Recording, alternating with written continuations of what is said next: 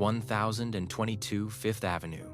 Today, if you stand at this address, you are facing a wall of glass and commerce. Delivery trucks idle at the curb. Tourists adjust their bags and look at window displays. The building speaks only of the present tense. But if you were to pull a fire insurance map from 1916, you would see a ghost. Where that glass now stands, there was once a 4-story limestone palace. It occupied an entire lot between 83rd and 84th Streets. It had walls 2 feet thick, a private power plant in the basement, and interiors so valuable that insurers flagged them as high risks. This was not just a home, it was a weapon. The woman who built it was not a Vanderbilt. She was not an Astor. She was a girl from a Colorado mining town who arrived in New York with a trunk full of ledgers and a past she was desperate to outrun. Her name was Emily Griggsby. For 30 years, she used this palace to outsmart the most exclusive social circle on Earth. She turned paintings into leverage, dinners into diplomacy, and a house into a fortress of legitimacy. And then, when the city began to change, when the skyscrapers rose and the taxes climbed, she did something no one expected. She didn't cling to the past. She didn't go bankrupt trying to save a fading dream. She photographed her rooms, sold her furniture, packed her archives, and ordered the demolition of her own palace. She arrived in silence, and she left on her own terms. How did a daughter of a scandalous boarding house end up owning one of the most valuable lots on Fifth Avenue? And why, after fighting so hard to build it, did she choose to tear it down? This is the story of the Gilded Age heiress who treated society like a business and who understood that buildings are temporary, but strategy is forever. If you enjoy deep investigations into Gilded Age architecture and the forgotten figures who built it, please like this video and subscribe. Tell me in the comments which lost mansion we should explore next. Your support makes these detailed stories possible. Chapter 1. A Girl from Silver City. To understand the palace on Fifth Avenue, you must first understand the dust of Silver City, Colorado. Emily Busby was born there in 1866, in a place where fortunes were pulled from the ground overnight, and reputations could collapse by morning. Her father is a ghost in the records, his name rarely appearing. Her mother, Mary Busby, appeared too often. Mary ran a boarding house at the edge of the respectable district. That was the polite term. The town directory called it a lodging establishment. The miners used a rougher vocabulary. It was a place that offered rooms, meals, and companionship. In a town where men outnumbered women 12-1, the profits were real. The shame was relentless. Emily learned early that silence was a form of capital. She attended the local schoolhouse until she was 14. Then, she stopped. Not because her mother could not pay the tuition, but because the other mothers made it clear their daughters would no longer sit beside the child of Mary Busby. Emily did not cry. She did not appeal to the schoolmaster. She simply left, and in the quiet of her mother's house, she began to study something else. Ledgers. Mary Busby kept meticulous books. Income, expenses, payments to suppliers, wages for the house staff, and discrete sums set aside for officials who looked the other way. Emily began copying the entries each evening. She taught herself double-entry bookkeeping. She mastered percentage calculations. She learned the arithmetic of discretion. At 16, she realized the business generated $6,000 a year, more than the president of the town bank earned. The town whispered, but Emily calculated. By 18, she was managing the household accounts entirely. By 20, she persuaded her mother to invest $8,000 in Denver real estate, purchased under a lawyer's name to avoid the stain of their reputation. The properties appreciated 340% in 3 years.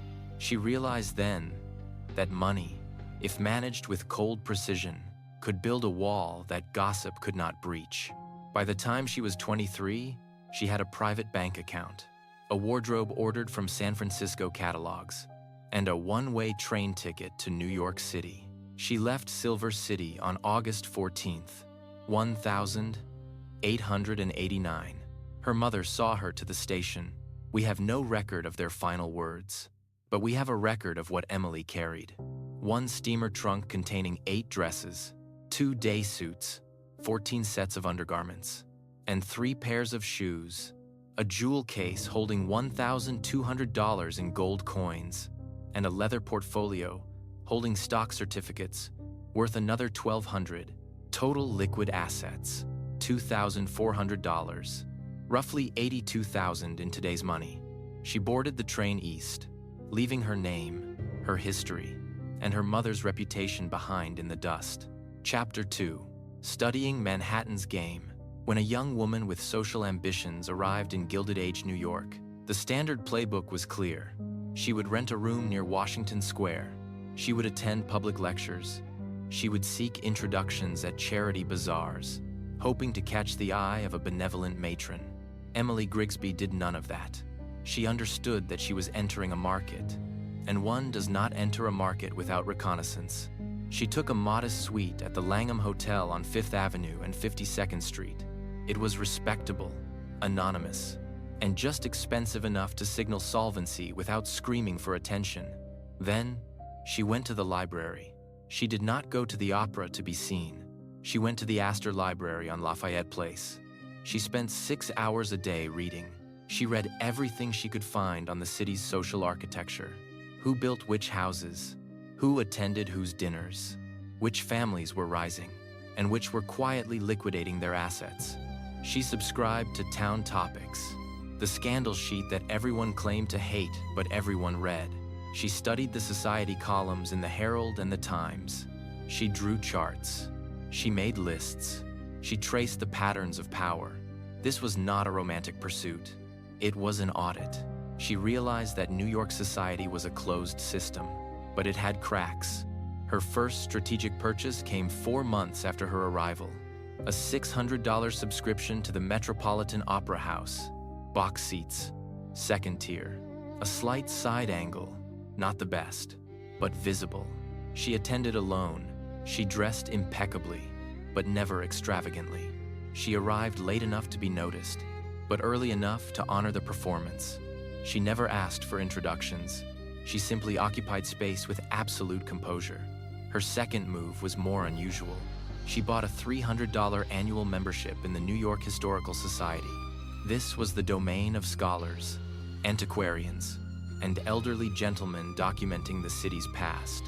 It was here she met her first ally, not a socialite, but a curator named Samuel Morrison, age 62.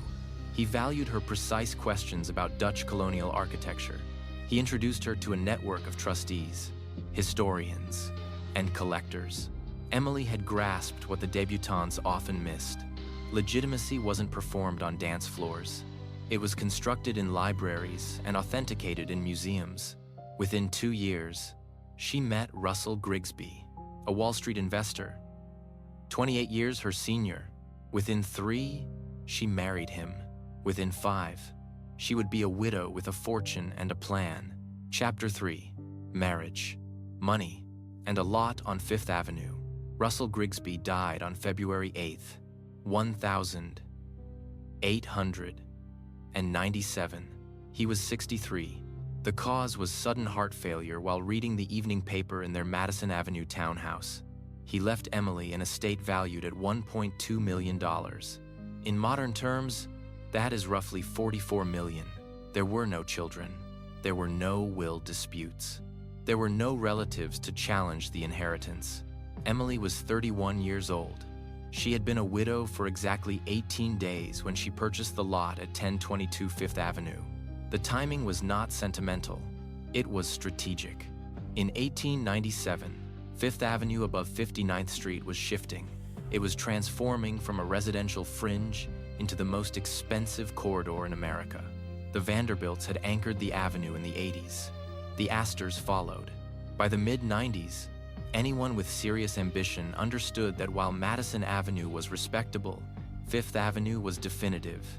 Emily paid $275,000 for 5,000 square feet of land between 83rd and 84th Streets. She paid cash, via an attorney, and recorded the deed in her name alone. Then, she did something unusual. She waited. Most newly wealthy widows hired architects immediately, racing to pour concrete before society could question their right to be there. Emily spent 11 months interviewing architects, touring active construction sites, and studying technical specifications.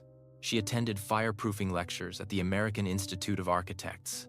She visited the Indiana limestone quarries that supplied New York. She met with electrical contractors. When she finally hired Horace Trumbauer in January 1898, she arrived at his Philadelphia office with a 40-page brief. Trumbauer was 31, the same age as Emily. He had never worked with a client like this. Most society women focused on the color of the velvet or the size of the ballroom. Emily's documents set structural terms. She demanded load-bearing walls thick enough to support 4 stories plus a mansard roof. Without visible exterior bracing, she required a steel frame with fireproofing rated to endure 2,000-degree heat for 4 hours. She insisted on an electrical system with backup generators. She told Trumbauer, "I will be judged by these walls, so let them speak." Chapter 4. Engineering a Palace. The design Trumbauer produced was French Renaissance revival. It was fashionable, but not flashy. Grand, yet never garish. The house featured 50 feet of Fifth Avenue frontage and 100 feet of depth. The facade was Indiana limestone, with a rusticated base and smooth upper stories. Carvings were concentrated at the entrance and the roofline, showing restraint. It prioritized scale and permanence over ornamentation. Construction began in April 1898. Excavation for the foundation took 6 weeks, cutting 16 feet below street grade to reach bedrock. The steel frame rose in 3 months. The limestone cladding required another 8 months. Each block was cut to specification, shipped by rail, and set by Italian stonemasons earning $4.50 a day. The total construction cost was $420,000, about $15.4 million today. Emily tracked every dollar in a ledger she kept herself. Stone, $87,000. Steel frame, $62,000. Masonry labor, $48,000. She visited the site 3 times a week, arriving at 7 in the morning before the rest of Fifth Avenue had opened its eyes. Wearing a dark walking suit and carrying a notebook, she did not chat with the foreman. She measured. She checked the joints between the limestone courses. She tested door hinges. She asked to see the receipts. When a shipment of marble for the entrance hall showed veining that failed to match the approved sample, she rejected it. It cost her $3,200 in delays, but it sent a message. Mrs. Griggsby was not decorating. She was engineering. The palace was completed in November 1899, 18 months from groundbreaking to occupancy. It was on schedule, and thanks to her vigilance, it was under budget by $6,000. Now came the harder construction, turning a house into an argument. The walls were ready. The city was watching. Chapter 5. Turning Walls into Power. Emily Griggsby opened her palace on December 14th, 1899. The invitation card puzzled nearly everyone who received it. It was not a ball. It was not a debutante presentation. It was engraved on cream stock with a single line, an evening of acquisition and conversation. 40 people were invited. 37 attended, a 92.5% acceptance rate. Emily had calculated this perfectly. She invited no reigning society matrons. She knew they would decline. Instead, the list combined museum curators, art dealers, 3 publishing editors, 2 Columbia University historians, and an architectural critic from the Times. She paired these intellectuals with a carefully chosen set of second-tier society figures, younger sons from established families, widows with impeccable lineage but limited means. The formula was deliberate. People with cultural authority but no social veto power, paired with people possessing social ambition but no platform. The stated purpose was to view her art collection, newly installed in the second-floor gallery. She had spent $180,000 on furnishings. with 2/3 of that sum directed to old master paintings. Authentic Dutch works from the 17th century, Italian Renaissance drawings, French Barbizon landscapes. Each work carried a printed card with attribution, date, and provenance. Each had been quietly vetted by the Metropolitan Museum's assistant director before installation. The message was explicit. This is not decoration. This is scholarship made visible. Samuel Morrison, her old ally from the Historical Society, spent 40 minutes analyzing a Rembrandt drawing in the study. The Times critic remained until 11 in the evening. 3 days later, he published a note praising a private collection of surprising depth and impeccable taste. No one mentioned her late husband. No one inquired about Silver City. The art made biography unnecessary. One evening in the palace produced 12 weeks of follow-up invitations and institutional validation. The third-floor ballroom remained dark. Emily hosted no formal balls. She did not need to. She was assembling a different kind of credibility. Chapter 6. Gossip strikes. Strategy answers. But credibility is fragile. In February 1903, the attack arrived. It appeared in the pages of Town Topics. The column was unsigned, but the target was unmistakable. It read, "A certain widow whose palace rises on Upper Fifth Avenue has lately been seen entertaining persons of cultural distinction, though one wonders what true distinction can be claimed by a woman whose mother kept a rather different sort of establishment in the mining territories." No name appeared. None was needed. Everyone knew which widow. Everyone knew which mining town. Emily was 37. She had lived in New York for 14 years. She had built a palazzo and cultivated the city's intellectuals. None of it mattered. Silver City had followed her east. Within 1 week, 3 invitations were withdrawn. A charity board tabled her membership. The Metropolitan Museum's director stopped replying to her notes. Society did not exile with proclamations. It simply stopped seeing you. Emily's first response was silence. She did not write to the editor. She did not defend herself. For 3 weeks, she attended no events. The city read this as shame. The city was wrong. On March 18th, 1903, Emily did something without precedent. She opened her palace to the public. Not for a salon, but for anyone who wished to come. A notice ran in the Times. Mrs. Russell Griggsby invites the public to view her collection of European art and architectural interiors, Wednesdays and Saturdays. No admission fee. The old families were horrified. Fifth Avenue mansions were fortresses, not museums. One did not invite strangers inside. But Emily had changed the field. She stopped asking society for acceptance and offered culture to the broader public. She dared society to condemn civic generosity. The first viewing drew 43 visitors. By May, she was accommodating more than 100 guests per session. Art students from Cooper Union, public school teachers, women's club members from Brooklyn, middle-class families who would otherwise never see the inside of a Fifth Avenue palace. She hired a docent to interpret the collection. She considered it the best investment since purchasing the land. The cultural press praised democracy and beauty. Even art journals remarked on the educational value of the collection. Town Topics fell silent. How do you attack someone for being too generous? How do you shame civic virtue? Chapter 7. Soft Power and Institutions. In January 1904, Emily turned this reputation defense into a permanent infrastructure. She formed formal partnerships with the city's institutions. She began with the Metropolitan Museum of Art. She established an agreement to loan up to 20 works annually for exhibition, with priority given to educational programs. Every borrowed item bore the credit line. On loan from Mrs. Russell Griggsby, she added a condition. Anything she loaned had to be accessible to students and the general public, not hidden in restricted galleries. Every label became a citation.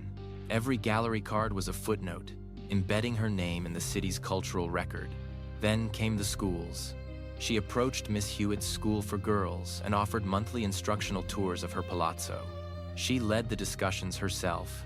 Speaking about the mathematics of proportion and the engineering of the steel frame, she showed the students her acquisition ledgers, redacted yet real, teaching them the economics of collecting. Then came the hospitals. In December 1904, she began funding a lecture series at the New York Lying-in Hospital, serving immigrant and working-class women. She paid for speakers and musicians to perform in the assembly room. The lectures were offered in English, Italian, and Yiddish. The society columns ignored this work, but the hospital's board, composed of prominent physicians and their wives, took note. In 1905, Emily joined the fundraising committee. Her name appeared in the annual report. By 1906, her charitable giving totaled $3,800 annually. It was about 8% of her income, not enough to endanger her finances, but enough to fix her name on 7 institutional boards. Her defense network was no longer social. It was institutional. Prestige that works is service, and service, documented with care, becomes legacy. Chapter 8, Peak Season on Fifth Avenue. The winter of 1908 was Emily Griggsby's masterpiece season. On January 23rd, she hosted an evening that distilled 9 years of work. Officially, it was a reception for the Metropolitan Museum's new curator, Dr. Wilhelm Valentiner. In truth, it was a demonstration of power. 83 guests attended. The ballroom finally fulfilled its purpose. The Met's director came.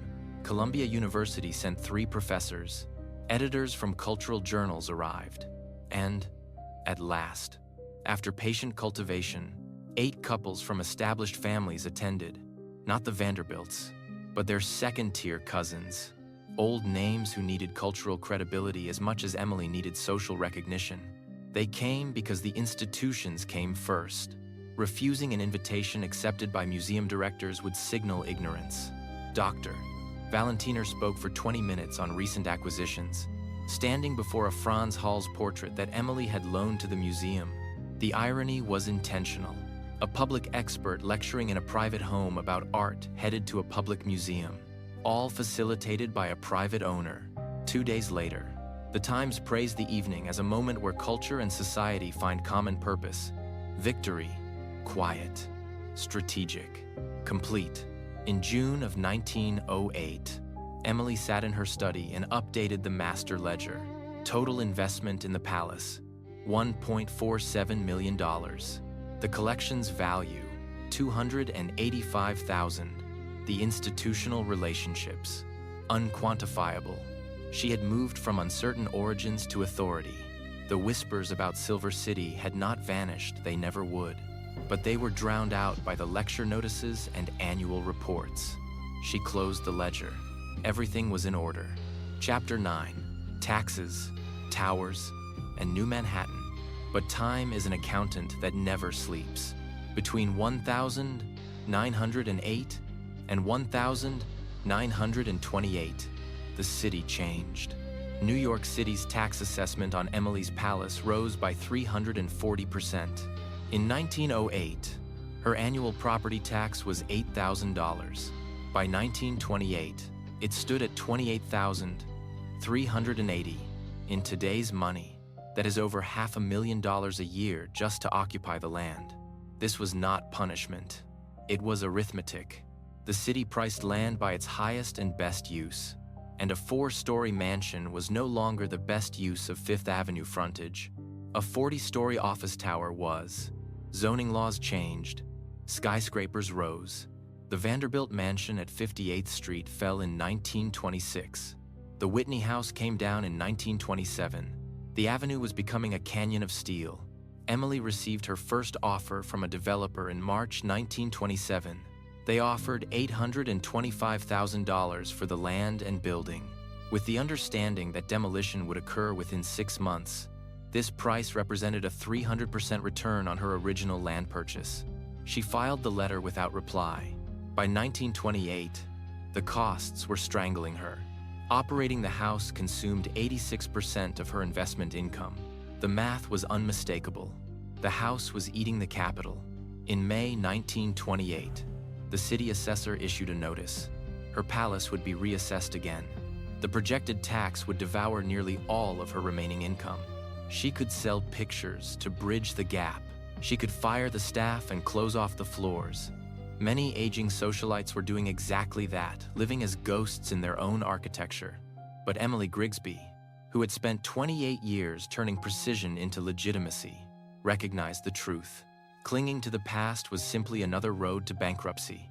The question was not whether to leave. The question was how to leave. Chapter 10: Dismantling a Palace. Saving a Legacy. Emily made her decision in June 1928. She would not wait for the bank to take the keys. She would dismantle the palace with the same precision she used to build it. The first step was documentation.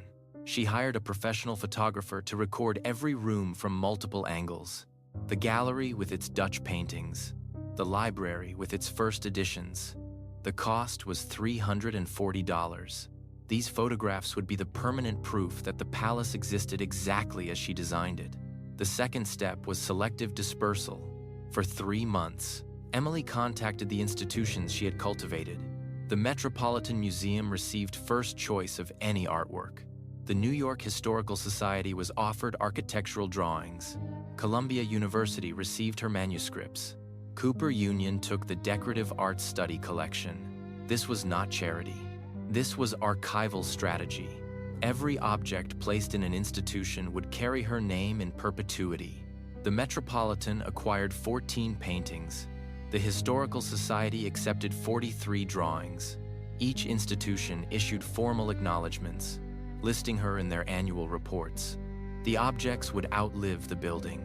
The attributions would outlive her. What remained? The furnishings. The lesser artworks went to auction.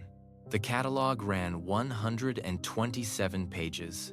The title page read, "The Distinguished Collection of Mrs. Russell Griggsby, removed from her Fifth Avenue residence." Removed. Not a state of. Not liquidated. Removed. She was still in control. Finally, she calculated the exit for her staff. 16 people had kept the palace running. She created a severance fund, distributed by years of service. Her butler received over $2,000. Every staff member received a generous sum and personal letters of recommendation. In 1929, this was unheard of. By February 1929, the palace stood empty. The paintings were in museums. The books were in libraries. The staff had new posts. Only the building remained. In March, she accepted a developer's offer, $875,000, roughly $15.6 million today. The sale closed on March 28th. Demolition was set for April 15th. Emily spent her final week walking through the empty rooms. She had won. She had come to New York with nothing but a trunk and a ledger. She had built a fortress, forced the city to recognize her, and now she was cashing out at the top of the market. Just months before the crash of 1929 would destroy fortunes across the city, the wrecking ball swung in May. The limestone she had inspected so carefully was crushed and hauled to Queens. The steel frame was melted down. By summer, 1022, Fifth Avenue was a hole in the ground, waiting for a skyscraper. But in the archives of the Met, in the Library of Columbia, and in the ledgers of the Historical Society, the name Emily Griggsby remained written in ink. Buildings die. Strategies survive. History only lives if someone decides it is worth saving. Emily Griggsby decided to save herself. If this story resonated with you, if you found yourself cheering for the girl from Silver City who beat Manhattan at its own game, please like this video. Subscribe so you don't miss the next case file. I am turning my attention to another lost giant next. A story of a house that became a ruin before it was ever a home. Tell me in the comments, what building in your city deserves this kind of investigation? I read every comment. I follow every lead. Thank you for watching until the end. How did you feel about this video? Let us know in the comments below. Empire Legacies truly appreciates your support. Don't forget to like and subscribe to the channel. See you in the next video.